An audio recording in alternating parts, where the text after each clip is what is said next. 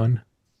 And I mean, I was just saying this to Watkins before, and you'd think I'd figure this stuff out almost 2,000 episodes in. I just had opened the wrong software. It's no, there is no. On Saturday, January 17th, 2026 at 10:32 a.m. Eastern time. Just kind of continue talking about University of Georgia and it being the turnaround point. No, I was such like an idiot. I was just like a meathead in high school, and I moved to Mhm. when I went to Valdosta, Georgia. He was more of an idiot my freshman year, and I just remember moving into the frat house on my 20th birthday, August 7th, 2010.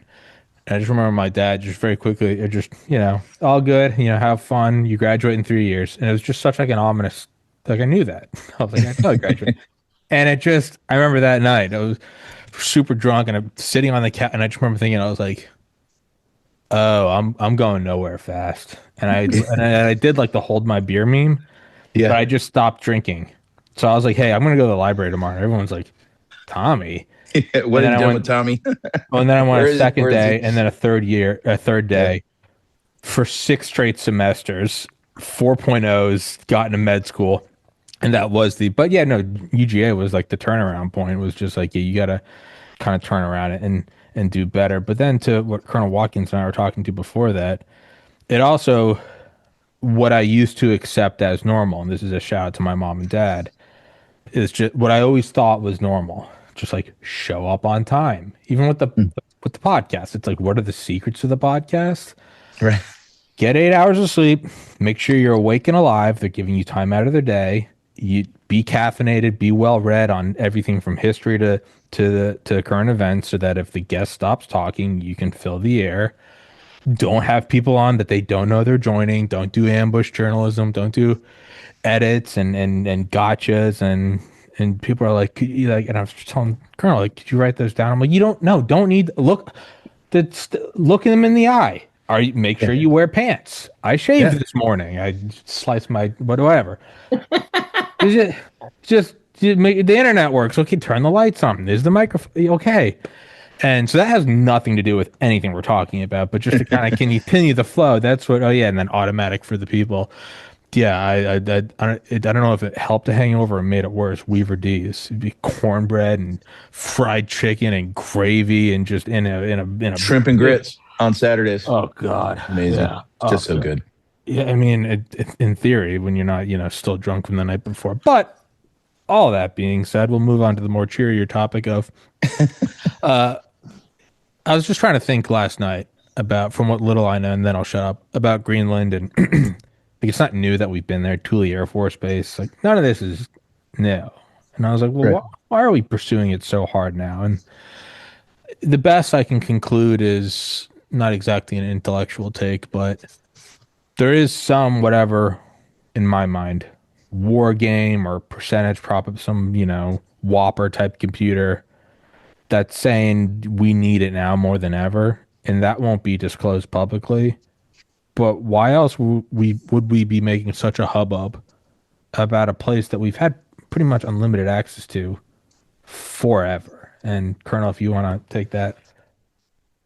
Well, if you scan out there, underneath the surface of everything that's being discussed right now, you can kind of see a realignment of the Western Hemisphere, the European Hemisphere, and the Asian Hemisphere, where the unspoken, to me, policy or foreign policy that's being devised is that these are going to be geographically aligned interest. And in that case, and the focus being on the Arctic Circle and all of the things that are going on up there as far as transportation and those things. If you look at Greenland from a strategic standpoint, the communication cables, the transportation, having control of those regions. And what I've noticed about President Trump is he throws out these big ideas and then settles on something that's something less than that after all of the hoopla gets vetted out in public. And I think he brings attention to particular areas for people to dive in and do research on and discover a lot more than what they understand about these different areas. And using the Monroe Doctrine, although it's been viewed in a very negative way as far as imperialism within the Western Hemisphere, that's just to me another one of those tactics, that it is a long proven doctrine that the Western Hemisphere needs to act as a collective, if you will, strategically, and that you don't want to have bad actors in your backyard. And I just see this as another one of those initiatives that, and if you do any research into Greenland and you look at the sterilization that they did to the indigenous population there, they treated Greenland like we treated the Indians way back when. They would take their kids and they would educate them in European schools. A lot of those same things. And a lot of that doesn't get any international press, but there's a lot of issues in Greenland. General and Steve Murray's it's been a cabal stronghold. General, if I could real quick really interrupt. Colonel Steve Murray, this is General Holt, General and Colonel Watkins, and General Holt. This is my buddy Steve Murray. He's joining. Hey, change your background, Steve. What happened to the planes? All right, but Steve, Watkins, and Holt, everybody It's an honor. make up. I appreciate the invite, Yeah, even though I was completely caught off guard this morning. So thank you for that. no, you're good. I just texted you. I was in the gym, and That's a nice blaster behind you. that's awesome. That is a Henry. Is that a Henry? 30-30, That's a Henry. yeah. That That is is, sick. That's a five shot die in place mission is what that is. That is awesome. Try and reload that thing, you're a dead man. Man, I'd be honored to die from that. But real quick, guys, General, It's not the objective. yeah, I don't. That's really not. That should be so cool to be killed by. I wouldn't even be mad. But we were talking about just in general. Why are we moving on Greenland So, more overtly? Yeah. So keep going. If you look at first off on this new Donroe Doctrine or Monroe Doctrine, whatever you want to call it, Greenland is really the last European colony in this hemisphere, and the Danes don't have the wherewithal, the capability to do anything that the United States needs in terms of meeting its security requirements there. And then to kind of harken back to my friend Michael Jan's underscoring reason for everything right now in great power competition, you've got roots and resources issues out the wazoo up in Greenland. But if you even scope it out even a little bit more, what the president's been doing, whether it's Venezuela, Iran, Greenland, he's been making chess moves that are accruing, 4 to 6 benefits per move. And that is really something to watch. In the case of Greenland, you could say the military reason is we've got to protect our space capabilities. We've got to protect our near frontier. And that in an age of hypersonics weapons, the whole game has changed. If you were to have a rogue power blow right through Denmark and get land-based Oreshnik launchers or a hypersonics capability with nuclear tips on it, suddenly we don't have 20 minutes of warning time. Now we got 3.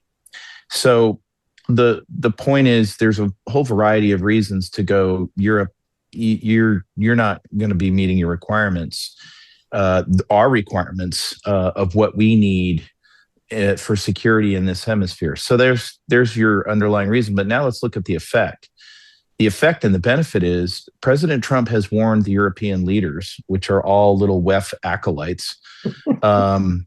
He has warned them all, you're going to follow my leadership and we're going to end this war in Ukraine.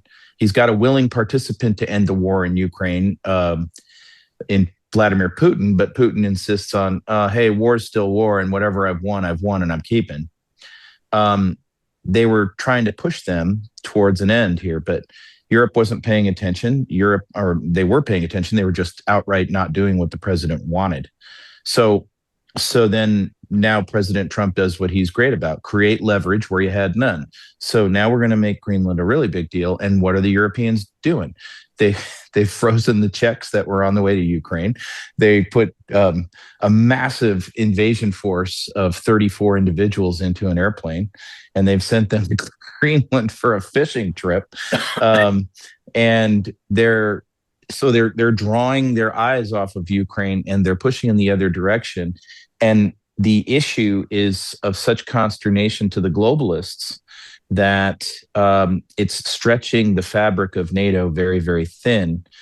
And I think ultimately this is what President Trump aims to do. He doesn't see a valid use of NATO anymore, especially if it's going to be a proxy war manager and an offensive weapon instead of what it was supposed to be from its outset, and that it's outlived its purpose. So again, it's this multiple benefit on the big board for making one chess play.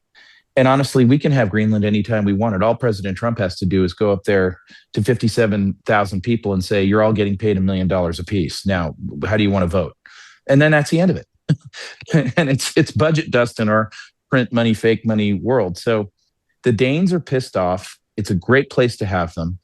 They're going to send, I think, 3 ships and a dog named Rex over to defend the mighty landmass of Greenland. And I just think it's a marvelous play. And then you've got everybody here on both sides of the aisle ripping their hair out. You got a Republican senator in Don Bacon of Oklahoma calling for President Trump's impeachment. So what that does is it actually makes both clowns on both sides of the aisle lay down their cards. They're showing who they are. They're showing exactly who they are. And so the president, whether it's Venezuela or Greenland, is smoking them out for being paid off, bought off, extorted, blackmailed.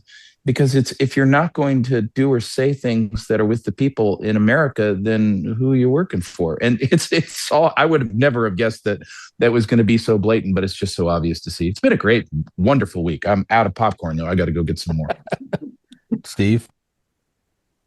That's a tough act to follow. It is. And again, 34 guys and a dog named Rex. That's a tough act to follow right there. In Steve's defense, I did text him randomly and say, hey, you want to hop on with us? And he said yes. So if he's not prepared, it's a full disclosure. I think it's I think Trump smoked out a lot of people. I think on the foreign policy, when it comes to foreign policy, he's made a lot of really good moves. The one thing that I haven't seen him make the move yet, which I think will follow Greenland, is going back into Panama. We have to go back and occupy Panama. Yeah. Without any fanfare, without any press coverage. We just need to go reoccupy the base there. And I think we had an air base there too. We do. Yep, Howard. Yeah, we need to take that back. We need to occupy that. We need to exert control and throw the Chinese out, because they're still building a bridge in the Darien Gap. They're still building infrastructure to move masses and masses of illegals back into the country. The NGOs are still in place. Again, I talked to Michael Yan about it not even a week ago. And it's funny that guy talks to everybody. Like, he knows everybody. I was texting him yesterday. I was literally texting him yesterday. Yeah, that's always Michael Yan. Yeah. But I see this as a precursor to that. I also see this as a precursor to breaking up Canada, or at least taking Canada as a whole. They can talk a good game, but again, they got 65 trans guys and a broken down Chevy pickup to come and attack us. So good luck with that. There's so many moves right now at the national level. What I'm really waiting for, and I've been watching very, very closely over the last several weeks, is when's the Ukraine conflict going to be brought to a close? Because all the moves he's making is you're absolutely correct, General. He's making all these moves so that he can bring that to a close. And so he can drive a lot of our attention away from that and focus on the rebuilding. And he's eyeing the resources there, because the resource agreement that he got screwed over on by Zelensky and Starmer. So he's eyeing that as well. I see a lot of moves coming up in the next several weeks that I think are going to be very, very interesting. But the one place that we haven't talked about yet is Cuba. What's his move in Cuba?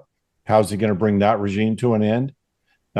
I see that on the horizon too, because we don't move 15,000 forces into Puerto Rico and let them sit there for an extended period of time. without an end state. One, you don't let the Joes sit there for too long because they get themselves in trouble. And two, and most importantly, they got to be training and getting ready for something. So my assumption is there's going to be some kind of a force that either goes into Venezuela, which I think would be a very, very tenuous thing at this point, but also there's Cuba as well. So he's got it's almost as if he's conducting a feint right now on both, and they're both waiting to see which country he's going to occupy. And he may not occupy either one of them. It could just be a feint. But I see Cuba in the mix too, and I also see Nicaragua in the mix. Because remember, you still have two communist governments in both those countries, and he wants them gone. He's made that very, very clear. So I think the next moves are going to be interesting. Carl Watkins. I don't really, on this particular subject, I don't have too much more to add. I do think it's interesting. I recently researched in Trump's executive regard to Venezuela, and it's very interesting to me that I don't think he's going to have any boots on the ground. He's doing what he's doing through executive orders, and he issued two significant executive orders, and one of which was fascinating to me in light of what just happened with grabbing Maduro, and that was one that he had written a little while ago about the finances in using Qatar as a bank to move the money on the Venezuelan oil. And people are very much aware of the fact that we also signed an executive order about Qatar. And that if anybody attacks Qatar, we have a mutual security agreement with them. And that was put in place before the financial executive order. So to your point, there is, and to the general's point, there's this chess game has been building, and most of us, when you see the executive order and you're like, okay, that's odd. And then you see another one, you're like, okay, that's odd. But then three down the road, you're like, oh, that all makes sense. And I just find it very interesting that, because basically his most recent executive order took all of the previous debt that was owed through the Exxon court cases and all of that against that was settled in that international court, and wiped them off the books just with the stroke of a pen. And the deal is taking the revenue and putting it back in Venezuela to rebuild Venezuela for the people. And they're doing that through a neutral party in Qatar. And I find all of it fascinating when you're able to put all those pieces together and look across the board in his foreign policy. It's strikingly amazing to me. Yeah. So the colonel's going right to the heart of the matter. This is where the front line of the war is. If you look at the war as we the people global edition versus they the cabal or the city of London, whatever the hell you want to call them, it's this method where instead of the financialists looking at all the debt that's owed and starting to foreclose on assets in Venezuela, that first oil transaction of $500 million went right into that bank in Qatar under lock and key by the United States government. In other words, he's taking their money away from them. And he's doing it at the trillions of dollars level behind the scenes. And another one that's a whopper amount of money is in his 232 proclamation of rare earth minerals. One of those covered in there is silver. And in that document, it talks about, and here's a very key word, it uses the term, we're not going to allow rare earths to become a threat to the national security of the United States, meaning you can't undermine our manufacturing base. You can't put metal or create shorts on metals to suppress them so low that we can't even afford to extract them out of the ground in our own mines. And so what he's done is he's put in guarantees that if you want to open a mine or something like that in Nevada or whatever, there's going to be a floor on the metal from a U.S. perspective that you wouldn't abandon the project. Now that sounds so arcane and mundane and boring. That is the front bleeding edge of this war, because what it means is that the billions upon billions in the world of shorts, of short positions in paper trading on metals, suddenly just became vulnerable and absolutely untenable positions. This means that silver is going to go up. So with the president getting commodity prices up on those commodities, what he's doing is he is absolutely cornering the financialists. Yes. Now they're in a major problem. Now, here's the thing. As a strategist, what I'll say is when you corner your enemy and they're starting to lose options of what they can do, and you start to pull them outside of their war gaming, meaning the enemy has war gamed all this stuff. They're like, okay, he does this, we do this. He does this, we do this. They're in a bad place because they're like, holy shit, what's he going to do next? Because we actually have not planned this. And this is why Jamie Dimon moved the metals desk and their physical offshore into Singapore. He doesn't want to get caught. He also unwound JP Morgan from their short positions. And you know what? I think that's nothing. It's not that he's the Yoda of the financial world. I think that's based on a friendship that he and President Trump have. But if you're Bank of America or your Citibank this morning with $5 billion in shorts on metals, with that 232 proclamation and what we just did in Venezuela, I think you're in a hell of a bind. And these people go right up. You know how woke both those banks were and how they debanked a lot of Americans for their traditional American views. This goes right up through Davos. Now, this sets the stage for President Trump, God, let's pray for his safety, to go into Davos and punch them in the throat as hard as he can. I don't want that man eating a meal that's made there. I don't want him shaking anybody's hand.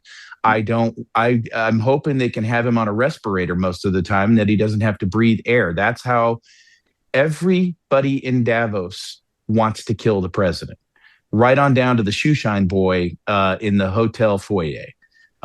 Because he is going right into the den of the beast. I think he relishes this. I think that's part of his ego. I think he thinks this is going to be the greatest fun ever. But what Roxanne was talking about is absolutely where the top end of this war is.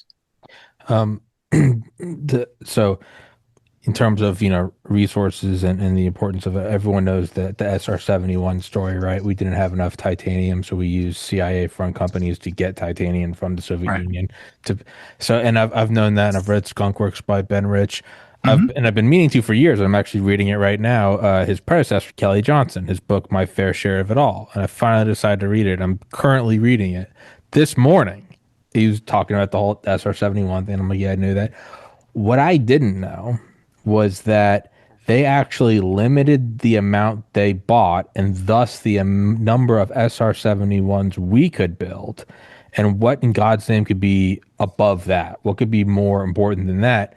And we didn't want the Soviets to further refine, no pun intended, their ability, because they were using titanium. If we did, it would be economically feasible for the Soviets to start using titanium on their submarines, and we didn't know how to counter that. So there's always a larger fish to fry, and that blew my mind, that we actually said we'd rather have less SR-71s if it meant that the Soviets didn't get better at getting their own titanium and building submarines. So in terms of that, like, yeah, General, I didn't say anything.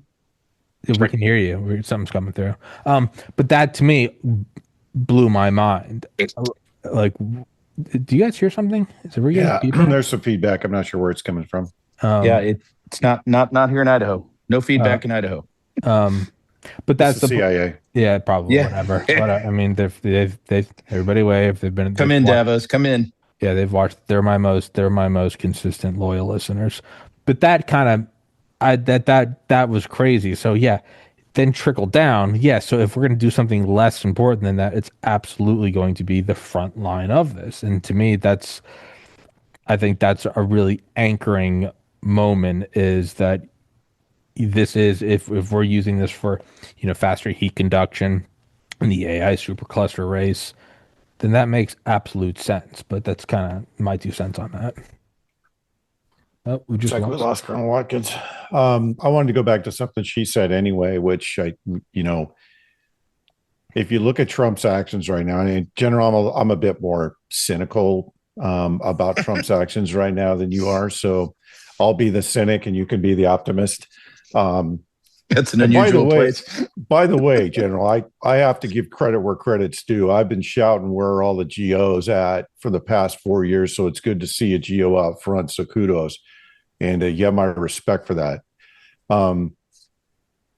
I think a lot of this boils down to Trump realizes that, number one, if he gives the mineral extraction and some of the processing or all of the processing to the countries that he's doing business with, economically, it helps build them up and build their middle class. And he knows a strong middle class will build for a stable country. So that a lot of his foreign policy has been focused on that effort, which kudos to him and his foreign policy team, because that's the right answer. The more stable the Middle East and South America are, the less likely they are to be a threat to us in the near future. And he knows that the real threat is going to be the Chinese. And there's a lot of mixed opinions about whether the Chinese are a threat or not a threat.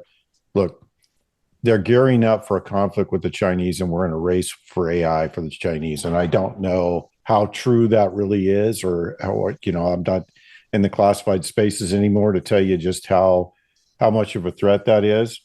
But Trump's realized that strategic metals are going to be the linchpin that keeps us either, out of Chinese control or at parity.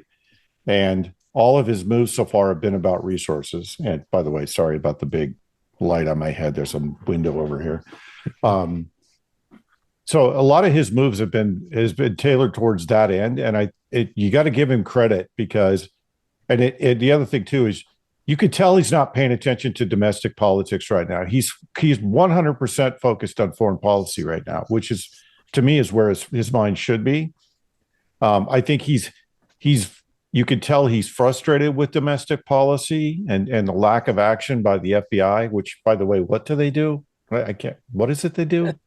They kick in the doors of soccer moms. That's one thing they do. Clearly. So anyway, long story short, I think that they're doing a lot of he's doing a lot of moves overseas that are going to one, take down the digital currency, the central bank digital currency. He's going to take down the central banks. He's going to take down the Fed. So he clearly wants to take down the Fed, clearly, which he should. And he wants to dismantle that European City of London banking system. And that's clear he wants to do that. And he wants to move it all to Qatar, which is, and by the way, he's don't forget, they've signed executive orders declaring Muslim Brotherhood, who have a heavy presence in Qatar, as a terrorist organization. So he's kicking out all the bad actors. At the same time, he's making all these moves in Europe to dismantle the City of London. I think we're watching at least 3 major moves that I don't think the public's quite aware how it's going to affect the rest of the world.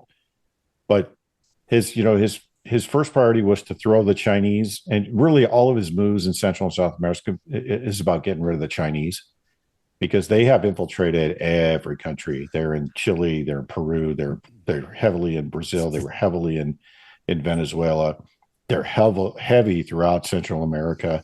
They've infiltrated a mountain of people into Canada. They've infiltrated a mountain of people into this country. They're all in blue cities. They're all in influence centers. And I can't think of Larry's last name. Anyway, Army Colonel, he's been doing a lot of... Oh, Wilkerson? Yes, he's been doing a huge amount of reporting on what the Chinese are doing in both blue cities as well as major urban areas. And he's uncovered a lot of movements that most of us wouldn't even pay attention to. And I think Trump's countering that threat too, but he's going to the source so that movement stops. And then I think you're going to see him make some moves domestically after he shored up South America and Central America to get rid of the Chinese in our country. And We'll see that in education. We'll see that in local city and state politics and politicians. I'd love to say arrest, but we haven't seen any yet, so I'm going to stay skeptical there until they roll up somebody of note. So I'll just leave my bitterness and apathy at that juncture, and then move on to something else. Take the ones where you can get them. Yeah, It is kind of surreal to watch right now if this is indeed what is happening. This is not like a tit for tat on a battlefield. This is a restructuring of, or an attempt to restructure the global order, which is kind of surreal to watch. You know what it's like is, I don't know anything about sports. I mean, I'm functionally retarded, but like every once in a while you'll see like a play or something like the MLB or the NFL, and it something happens and a whistle gets blown and everyone's kind of confused, and then they'll play it back in slow motion, and it had nothing to do with the physical play. It'll be like he saw this guy's foot there, which meant that this, and therefore if he moved right here right now, technically under this rule, this happened, and you see it, and it takes a minute, and then they go, "What? That was an expert play. No, like nobody saw that. That was incredible." And you don't realize it because it's not fantastic. It's not a touchdown. It's not a dunk. It's something that only comes from knowledge of the game. And you go, and it's never sexy. It's like he did this with his glove and then that. And they slow it down and they're like, that guy saw the opportunity in a nanosecond and took it, knowing full well what the rules were. And I don't want to, give praise where it's not due because, we've done that a million times with 5D chess. But in what Colonel Watkins was saying earlier, it does kind of start to feel like that you're seeing this, and then a day or a week or a month later, you start to go, "Oh my God!" And that's kind of what this. Now, again, I like Trump, and I'm deluded by my own biases. That's whatever, but it does kind of feel like that at times. So But it's a I would even say I voted for Trump, and I've been vocal in some things that I didn't like. right. But I am completely open to be proven wrong on any of it. And that's what I think the key to all of this is approaching all of it with an open mind and trying to weed out, and it's getting more easy to do because you watch this entire mass of people run over to this when it's actually something that's going on over here. And wherever you see the group of people running, that's not the point. Right. Yeah. Good point. You have to always, in any war, respect your enemy. And it's these moments of silence that I think you could say, well, what's going on? And I just think, when you think of guys like Scott Bessent or Rubio, there is so much massive deal cutting in going on behind the scenes. And, Steve, I'll just take a couple of different takes on China. I think there's a lot of coordination. I think Trump actually respects the Chinese kind of imperial desires from the outset of, I get what they're doing. They can't, if they don't go on a big resource hunt, they're going to not be able to feed their people or have a viable economy and those types of things. It's not that just Xi Jinping woke up and he's an evil guy, because he is. He's the organ harvester in chief over there. But I think the deal that was cut, especially when you read the FSOC and the national security strategy, is that while China may not be exfilling the Western hemisphere overnight, it's pretty clear that with the flow of funds right before we hit Venezuela, that there was some, millions and millions of dollars went back to Beijing. And magically on hit night, the Chinese delegation just happens to be in Caracas to pull Maduro out of his cave. I call bullshit. I call pre-coordination. It's not, yes, we brought new magical weapons to the table. I'm certain of it. But sure would be nice if Moscow and Beijing would hit those kill switches on those ADS systems. So those helicopters, which by the way are not stealth on radar, they look bigger than any neon light you've ever seen in your life. So I think there's some coordination there. Does that mean we're not going to have united front actions here in the United States or Confucius Institute stuff or infiltrations? No, but it means that there may be this agreement that while we're not going to be best of friends with Moscow and Beijing, we're going to now go to our zones of influence, and that's what the NSS calls for. I think the Chinese are by and large going to respect that, and the reason I do, they got their own problems. They've got 4 factions right now vying for power in Beijing. Xi Jinping is an ornamental right now. You've got Wang Yi showing up at stuff where the head of state should be at. And the PLA chief, General Zhang Yuxia, he's purging guys all over the party right now around Xi as they try to sort out who's going to be the next leader. And one of these factions is the actual people themselves, because they've had it with this saber-toothed tiger called the CCP. Yep. So we don't know how China's going to go, but what we do know is that they're really, their problems are sitting in China. They're not around the world, and they certainly are much more worried about internal stability than they are Donald Trump. And Donald Trump is actually kind of giving them a pass. So do I see better days in Chinese exfil of the Western Hemisphere? I do. I actually do. But again, it gets back to this war of the monies and who's really the enemy here. And I would say that in China or Russia, you've got far lesser adversaries than what you've got at the top. And if you were a bought off, bribed, extorted, or blackmailed politician at the local, state, or federal levels, you should be looking at these things going, I might be in real trouble. Because if it's in Venezuela, you've got a chain of evidence from all the cooked elections. And if it's in Iran, you've got a chain of evidence from all the payoffs and buy-offs and where the cells are here. If it's in Beijing, 10% for the big guy, all that evidence is there. If they start cooperating with Trump, now, Steve, we get back to your domestic concerns because I share them. President's got like 2-3 months to get started on accountability writ large, or he's going to not be the president a year from now.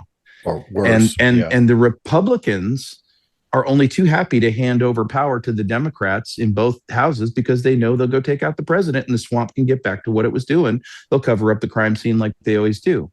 Now, where my optimism comes from is let's not forget that if Kamala Harris was elected instead of our president, this podcast would be illegal. We wouldn't even be allowed to have this discussion. Oh, I'm very aware. So I know it's the 9th inning for the Republic. It's very, very clear. We should cheer the man on to see if whatever he's got planned. But this is the plan. We're saddled in. We bought tickets on the flight. This is what we're doing. And I am right there with Roxanne. They hear from me all the time when I'm like a little ankle-biting chihuahua at their ankles saying, what the hell's Pam doing? What the hell is this FBI crap? What's going on?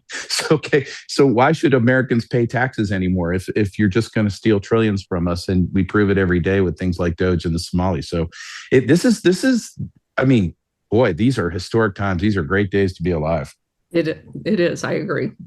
And just so you guys know, with 3 or more guests, you just gotta start talking. Don't wait for your turn. I was gonna say if this is true about China kind of, letting that to happen in Venezuela, does that mean we're best buds? No, they're absolutely still going to be running stuff in us and we're going to be doing it to them. But in terms of bigger picture, would that then not imply that we're tit for tat's going to be over there? Maybe we're not going to go all out for Taiwan. Maybe we're not going to, Slava Ukraine. Would that not imply? Well, guess who China fears over Taiwan more than the United States? They fear Taiwan. I'm very close to the deputy foreign minister over there in Taiwan because the Taiwanese, Obama scared the shit out of them. Yeah. And they went off on their own tangent and started developing their own weapons that they won't share with us what they are or what they look like or how far they go or what they blow up. But here's the problem. Zhang Yuxia if he wanted to do a wag the dog maneuver and create problems for Xi Jinping further by attacking Taiwan, first thing he's going to do is he's probably going to embarrass himself, because the Chinese military at the conventional levels is so corrupt. These guys didn't even buy marine grade steel for their stupid ships, which are rust buckets under the waterline. I was going to say that, General. So thanks for bringing that. They got high on their own supply. They're exporting Chinesium.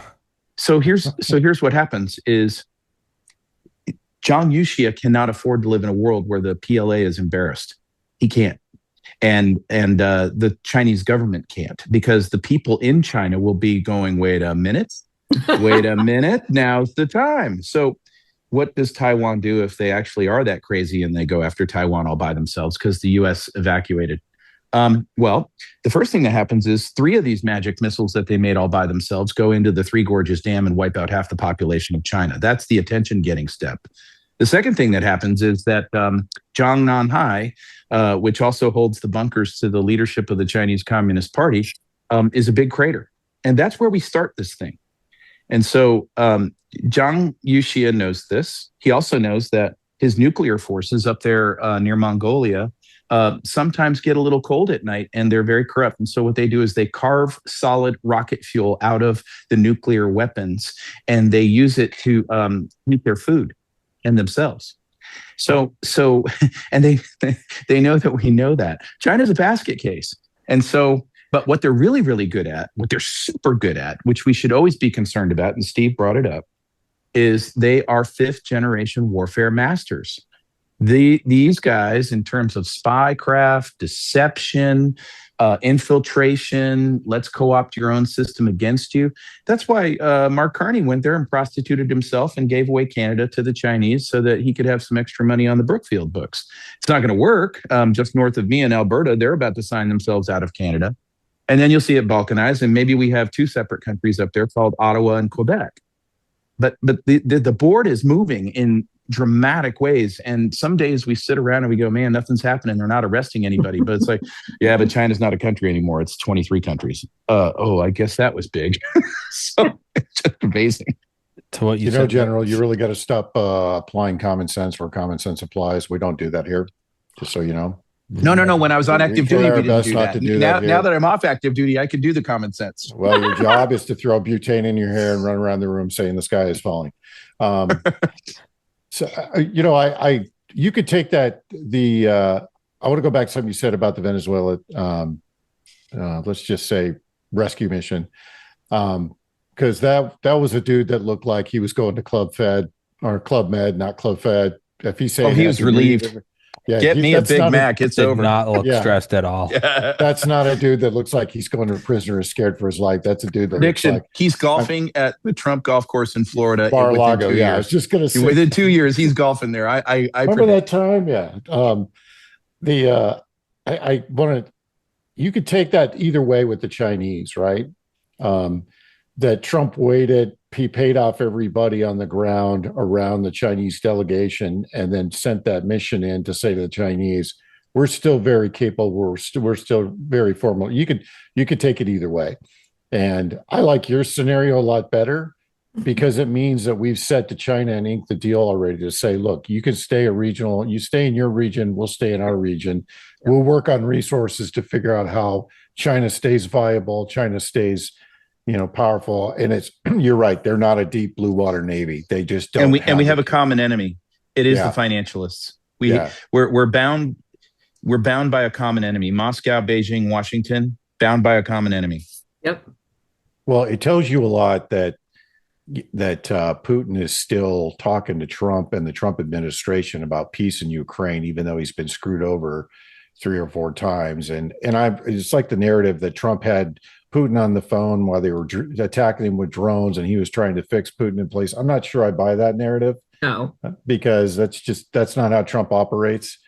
But I got to give the guy credit for what he's done from a foreign perspective. His moves in Central America are a relief because I have several friends in Panama and other South American countries, and people are cheering because they know that U.S. influence is coming back, and they want the Chinese out as much as, you know, the Europeans and others, so they can get back to a, you know, stable lifestyle. In fact, one of the comments that was made just from the, because I don't know if people realize this, there's a huge amount of expats in Belize and in Panama. There's a huge amount, there's entire communities of expats that are cheering the fact the U.S. is coming back. So I would hope that the next phase of this, especially in Davos, is to kill off the central banks, to kill off the Fed, and to kill NATO, and start to work just in our hemisphere to get our hemisphere under control before we go and fix any more European problems. Although something's going to have to be done with the UK and that communist regime. We're not going to be able to operate very long if they go full blown commie. They're going to have to fight their way out of it. Ireland, I think, will be the kickoff point, but I think they're going to be having. We can't do that. Look at they got rid of their industry, their metals. They were totally on track with the WEF dream of killing all the people, and then here comes this Trump guy to screw up everything. Yes. So, but the invasion force has been going on, and this is where, you know, we were talking off the air about Lindsey Graham and me and him having a big fight at NATO headquarters because he wanted me to say the Russians are the number one threat. No, it was the unchecked Islamist migration going into Europe that had been going on as early as 2012 on Erdogan's sour grapes mission, because he didn't get to be in the EU, was launched out of Libya. It's no question that, and what we do a lot in Libya. So now we get back to our friend Sasha Kreiner's metaphor of you throw the red ants in a jar and the black ants in a jar, you close the lid, you shake the jar. And now you're going to have cultural Europeans fighting off the Moors, for lack of a better term. I hope it doesn't come to that, General, because I think it's gonna. A lot of good people killed that are unarmed, and that's. But there is one part of that I do want to see, and I would like to be on the ground for, and that's when all the pedophiles that are running the UK realize that the barbarians they brought in don't need them anymore, and they're at their gates. Because up until this point, they made a deal with the devil, and I can't wait until they realize the devil's going to turn on them too, because that's going to happen in short order. I'm actually surprised Ireland hasn't kicked off. The Irish are usually the first ones to lose their minds and start throwing people out. And I'm surprised they haven't done it yet. But that speaks to the pacification. That speaks to how deep the pacification went. We've been talking. I know EM and I have been talking to a retired major there, John Devitt, on the ground. We talked to his senator. We talked to several on the ground, John Waters, and John's awesome. John's awesome. And he was on with Larry Elder last night. But John and them understand they're trying as hard as they can to let the Irish know no one's coming. No one's coming. You're not going to protest your way out of this. You won't. And your government is standing right by those invaders. And it's save Ireland time, or it's let Ireland go. Yeah. You know, if we were smart, we would lose some weapons just off the coast that would help them in their fight. Yeah. And have nice little airdrop, little brigade airdrop, some heavies, some heavy pallets. What did we do on the opening nights of Afghanistan? We sent all the air quotes humanitarian CDS pallets that went and landed in right next to the Northern Alliance. And when they opened them up, they didn't find blankets and food. Holy shit. What are all these guns doing here? Sometimes it just happens to the best of us. Some of those politicians need some low altitude helicopter descent therapy. Just saying. It's usually around midnight or 1 o'clock in the morning. I mean, you have to have people on the ground willing to fight. And the pacification part of this is critical. Oh, I would say, Colonel, that's been the most highly effective information operations campaign in the last 2 decades, is the pacification campaign across Europe. Yeah. It is unbelievable what those populations will put up with, and the level of lunacy that they put in front of the population. They're like, that's okay. It's fine. Blissfully unaware to what is going on around them. In fact, most of my counterparts on my day job are in the UK, and they are blissfully unaware of what is going on around them. Literally blissfully unaware. And I was in Scotland 2 years ago now, 2 years ago. And you could see the amount of the influx of illegals across the country. I mean, there's a big influx in the southern UK, but they're all over the place, and everybody's like, "Meh, not a big deal." So, you know what? I find this interesting from the perspective of the length of time that this has been going on, and I hearken back to the critical difference and why the Democrat socialist model of government, where incrementally in Europe, more and more became the government, whether it was the health or whatever it was. And as that ticked up and the population became more dependent on the government, they became less independent in their thought, independent in their deed. And that's obviously what they were trying to do here incrementally with Obamacare and all of those other things. They were trying that same technique here, but we're so fundamentally wired differently as far as an individual versus a collective that it has been met with such opposition here. But it's like putting a frog in the pan and turning up the heat.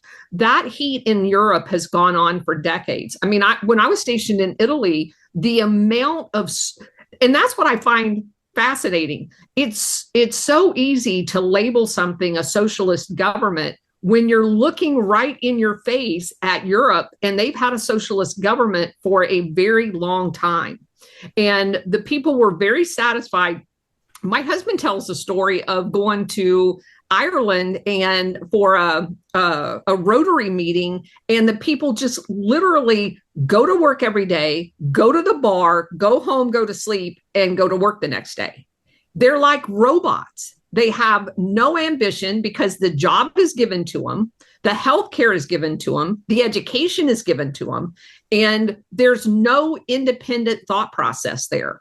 And of course, to us, the majority of us in America, that's just a foreign concept. We're individualist at the heart of basically everything that we do, and we participate in this participatory government that's corrupt, but whatever.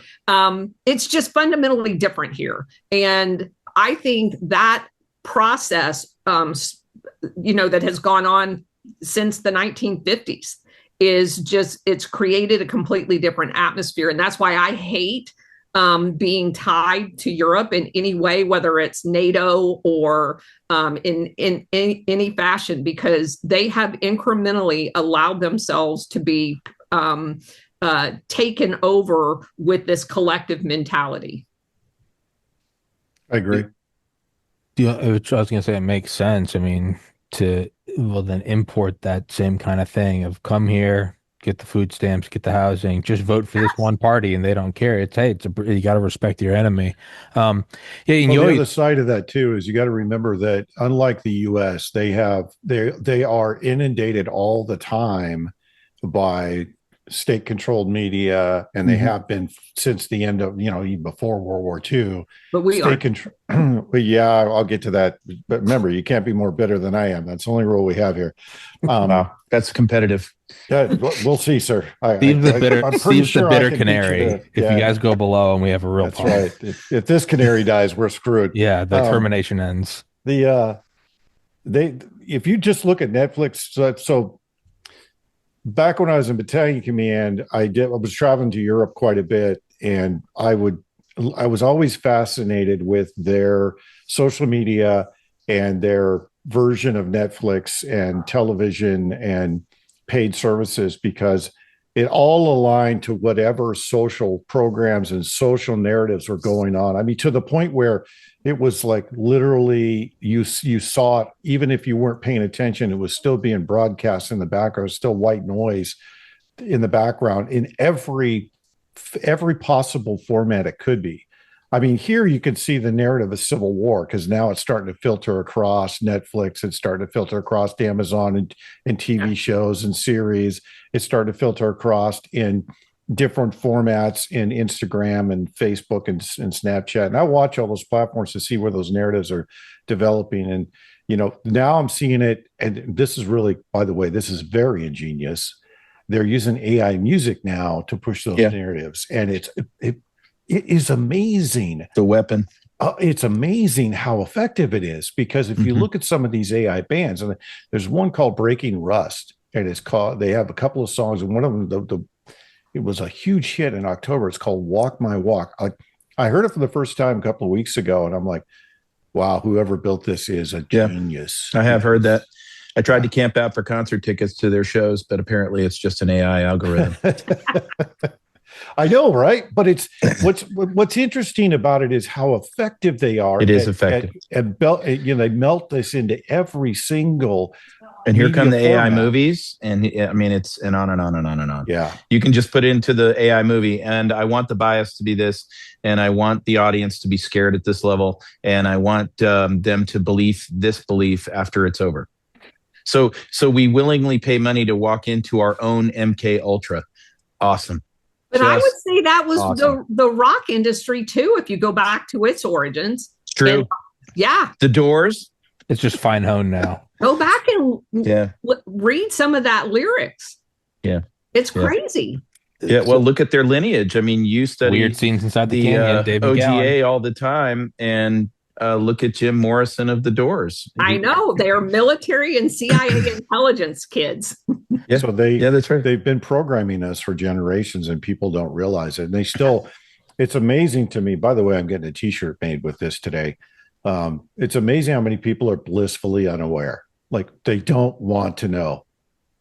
And yeah, I'm staying in the Matrix. Thanks. I said, it's amazing to me, because that, one of the things I say on my show, and by the way, if you watch my show and you see how raw I am on my show, my apologies. Actually, I'm not apologizing, but I routinely say you got to disconnect to connect, right? One of the things that all this is designed to do, and especially with COVID, was to disconnect from the rest of society, because you're more susceptible to programming. And if you have PTSD or you've got addictions, then you're even more susceptible to the programming. And if I look at the Europeans, they've been led down the path that you go to the pub, you consume alcohol, then you're more susceptible, and you'll buy into this narrative. And they have lock, stock, and barrel bought into some of these narratives that are just blatantly not true. Right. And as a Daryl Cooper that was on Tucker talking about World War II and all the blowback from that, he was absolutely spot on with the religion of the state. And that's the other thing the Europeans are suffering from, is the religion of the state. History's been rewritten so much, they don't even know what their own history is. And I went to staff college in Belgium, and what you're saying is exactly true. And that was my big shocking moment. So I'm a major at this staff college in Belgium on conjugating verbs in my country's defense. And lo and behold, I'm listening to all the crap that's coming out of their mouths. And I'm like, whoa. What's going on here? I thought we had some Western European values. We were all shared values. What's going on, guys? It's like, oh, no. You Americans are the problem. It's like, we're paying for everything. What are you talking about? Hey, but on cognitive coherence and cognitive manipulation, and I'm glad you plugged your show, because I'm now going to plug mine.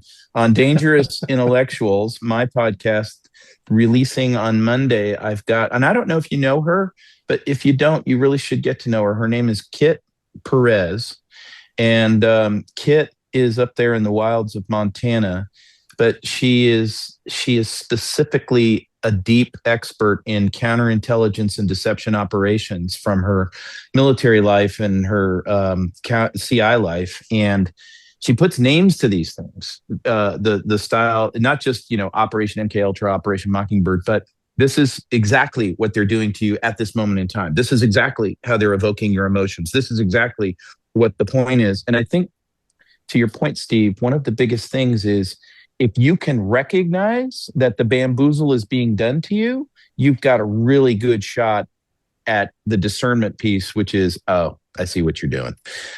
It's kind of like when that airman comes in late and was busting curfew and is trying to put the bamboozle on you, the commander, and you're like, I've heard this story 50 times. Yeah, you're not original there. I'm Private. taking your stripe today. That's right. That's right. Nice try, Private Umpty Frats. Now get back in line. Here's some ointment.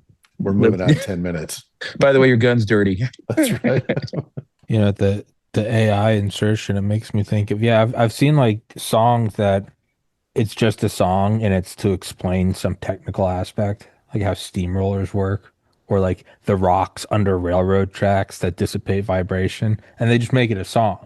And you see it, and I'm like, oh, it's something I did kind of want to learn, and they break it down in a minute, and it's just stupid, but it sticks with you. And then I also look back to it in college when I was whatever was like just numbing my brain worse than anything, like biochemistry. What I would always do is I would take my notes and I would put them in like Comic Sans in like a bright color, because it just looked cartoonish and elementary, and it actually made studying easier because it didn't seem as intimidating. It seemed like a child's book.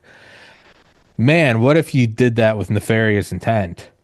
What if you took a song or a brightly colored thing and you're like, yeah, migration replacement is good. You wouldn't They're think doing twice. it. You would I just, think that's called education. yeah. Well, I know, right? I'm rediscovering the wheel. Do you know that? Do you know that in an AI algorithm that makes videos, you can put a 19 hertz soundtrack in it that's imperceptible to the ears but creates fear in you? You can just say that in the prompt.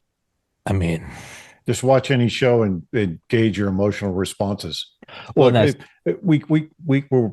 so the generals brought up something that I absolutely need to. At Colonel Watkins, I know you've talked about this too. They built AI years ago. This is not a new phenomenon.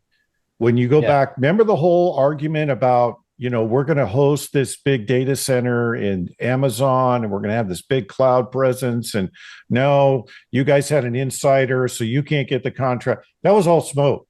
They were building. I'll just tell you that the size of the compute that they built back in 2009 and 2010 was massive, and it's at scale. So if you think that they weren't using this AI in the news, in movies, I just go watch Band of Brothers. Go watch. In fact, the best one is Masters of the Air. Speaking of that 19 hertz messaging, just go watch Masters of the Air. You tell me that you won't cry in at least one of those spots when they're in a prison. The guy, when Buck walks into the Stalag. I mean, everybody. I was watching. I've been watching people's emotions when they watch that show, and everybody says the same. Right at this part. Right at this part. Right at this part. There's this. They're creating flashbulb moments, right? And they do the same thing in Twitter with the cat videos and the dog videos. I rescued this dog from the sewer and nursed it back to health. Blah blah blah. It's all the same thing, and they're so effective at it. And this has been going on so long. Most people have normalized it as to this is just the way it is. Like I remember back in the news, in daily news, there'd be a flashing light in the corner of the screen while they're doing the newscast. And I could never figure out why I was so agitated after the news. 30 minutes, they're sitting there flashing a light at you to get you agitated. They've just changed tactics now, and now they're using sound. And the sound's highly effective, just like some of the themes and messages, right? If you watch The Rookie is like, oh my God, every liberal trope, every activist slogan there. It's like every scene has some liberal message in it, right? It's sickening. Well, they've gotten more subtle about it now because of AI, and now they have AI-driven shows that have all those same themes and messages, just not right in your face. And it's highly effective. And I'm watching people that I were served with that were in the information business. Like I get on the phone with them, I'm like, you are absolutely retarded. What did you take 6 jabs? What the hell is wrong with you? Like 2 days ago, I'm talking to a PhD that used to work for me. Great guy, great guy. CISO, we were CISOs together. And I get on the phone in the first 5 minutes of the phone. It's all MSDNC talking points. I'm like, dude, what is wrong with you? I'm calling you about Twitter's down. I need some intel. I don't care your politics. But that's how bad it's gotten, because people are so immersed in it, and there's so much of it. And if you don't disconnect from it, it's easy to get caught up in the negativity and the anger and the agitation. They keep you just agitated all the time. Sorry, to go on that. No. Seeing all this. 2 That's a points. great rant. That was the rant of the day right there. No, hold on, but 2 points. And it's not a And I novel. really didn't even swear, which is amazing. It's incredible. I was gonna say is that, I mean, if you just use the most basic knowledge of declassified military history, at the very minimum, you don't even have to go full UFO. At the very minimum, military technology is 10 or 20 years ahead. Why would that not apply to this? And I've just always thought that from the beginning. Why? Why would they not have had the current chat GPT in 2010? But the other thing is, so Steve, what you're saying about it is like, well, then how do you counteract this stuff? It's so complex. It's so, classified neurophysiology and psychology. There is kind of a knuckle dragging antidote to it. And I found it, and it's very simply, how do you feel after it? And if you don't know how you feel, do this. And I do this every weekend for like 40. Just remove all the apps from your phone and just go about do whatever. In general, does your short attention span get better or worse? You might say that's neutral. All right, fair. Just in general, for me, I find when I get off these things, it takes about a day, but I really start to appreciate just like the sunrise. And I'm not thinking about how angry I am at some group of random people in Nevada. That is the way to counteract this. That's the low tech way to counteract this stuff is, in general, how do you feel? And then you can balance it. You can say, well, it makes me more stressed, but the flip side is I'm plugged into all this stuff and I can get better intel. All well and good. But how do you feel after you watch something? Just what is it? So that's the sort of low tech way I found to push back is we are an adaptive species. Yeah. And we build up immunities to the things that attack us naturally in nature. And it's quite frankly, your generation, Tommy, that is this on the pioneering level, because you guys have been immersed in tech your entire lives. And you're the first ones to actually come up with terms like, hey, I'm on a technology fast right now. I won't be back online for another 4 days. I'm seeing that in droves out of your generation, not ours. Gen X is sitting there going, holy shit, I'm at the edge of my dopamine detox. That's right. Exactly right. So another part that I think is hopeful. And by the way, on AI, if EM was with us right now, he'd be telling all of us AI doesn't work. It's a bunch of bullshit. It's just not working. Well, I would say it works to an extent, but the AI that's truly operational that EM envisions, well, there's your Skynet right there. I mean, that's the game set match. But in this adaptive piece about like what you're talking about, hey, I take a break, I take a technology diet, I do this. The more and more they pound us with artificial deep fakes, fear tracks like 19 hertz and all of those things, the more immune we become to it. So basically, the rising generation is like, I know I'm being lied to 100% of the time. There'll be a rarity where something is authentic and, that's my daughter. It'll come here. Yeah. And then there's the other piece is this is going to give wave to a whole bunch of new entrepreneurs who are going to go, oh, there's a market for authenticity. All right, well, I'm going to develop products that will flag things as this is bullshit. And I'll get a little dashboard below every single one of my posts that I read or whatever. It says, this is bullshit. I know Ground News has tried to do something like that, but I think this is going to give rise to a whole bunch of entrepreneurs for a wanton market. I mean, look at the new phone providers now that are coming on. They're not Apple, they're not Android, like Graphene OS. And they're like, yeah, if you want something that's secure and preserves your privacy, then you need this phone. That's where there's billions to be made because we know we're under attack 1,000% of the time. So back to the technology thing, one of the assignments that I had was at Space Systems Division, which is kind of the acquisition arm of what people think of U.S. space now. It was out in Los Angeles. And at the time I was there, they were just releasing GPS to civilian usages and basically declassifying that program office. And I found it fascinating talking to several of the people that were in that program. That program had been around for like 30 years. And it was just at that time being released for to the Steve's point about how long the pipeline is of classified military technology until it hits the streets. It is a long pipeline, with lots of capability there that the general public does not know.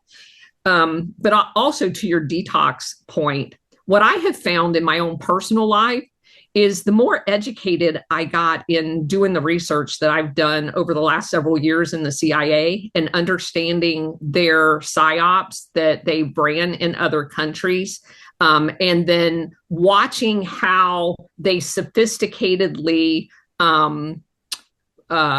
improve them country by country. So the Phoenix program was modeled in Vietnam off of an MI6 program in Malaysia. And then they used the computer systems in Operation Condor and overthrowing the governments in Latin America.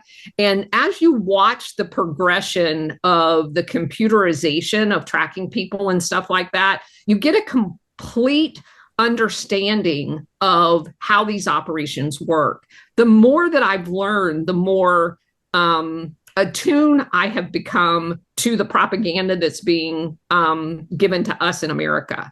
And it's now, for me, it's almost watching it as a disinterested party and watching the levers of, as Steve was talking about in the different examples he was giving, you can just spot the programming in real time. And it's been amazingly effective for me to be able to kind of crowd out the noise of their operation and look at what they're actually trying to do. And it's just came with a deep research into how they conduct these operations. Yeah, and a respect for it. They're evil. I mean, respect your enemy. You don't have to like your enemy to respect. Correct. You can be like, they're evil, but brilliant.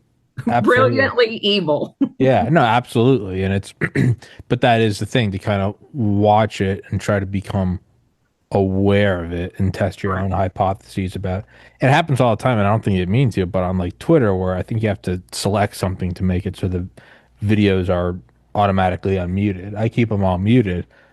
And so often you can just, without hearing a single word, you can very quickly tell exactly what it is. You're like, oh, this one's an appeal to, like, I gave a homeless guy money, and this one is like, oh, you can tell what they're yelling about, or specifically if it's around like ICE, because immediately you just see the full whites of their eyes. You go, this is somebody in a manic fugue state. This is a self-righteous thing. This or Asian guy. Yeah, with all this stuff though, you can almost tell exactly what it's going to be. Oh, it's muted, but he's got a beard and a sleeve of tattoos. Here's a guy telling you how conservative he is, but how he's for Somali fraud. Like, very quickly, you can be like, here, this is the rough and tumble guy who's telling you I'm about America, but I'm not for Donald Trump. You're like, well, that guy's a faggot, and like you can very quickly see this without even unmuting it. Correct. And so, like, little things like that allow you to see it. But interestingly enough, and if you can practice some humility. Oh, and then you see the ones that you've been taking hook, line, and sinker.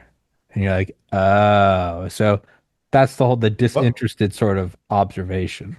We've all succumbed to programming at some point, right? Sure. Because you don't know what you don't know. Well, yeah. And when you do finally figure it out, I can tell you that the best remedy for all of the bitterness, the anger, the agitation is to make real human connections where you're face to face with people, you're watching their body language, you're having a conversation, you're not wrapped up in talking about, the last episode of some series or a movie. But I mean, it's amazing. I mean, you go back to the 90s. Remember in the office in the 90s, somebody would walk in the door and go, "Did you watch the last episode of Friends? My God. Did you take a gay cruise?" I mean, you couldn't make that series now. You just couldn't do it, right? Everything's too retarded, woke, fake, and gay. So you just can't do it.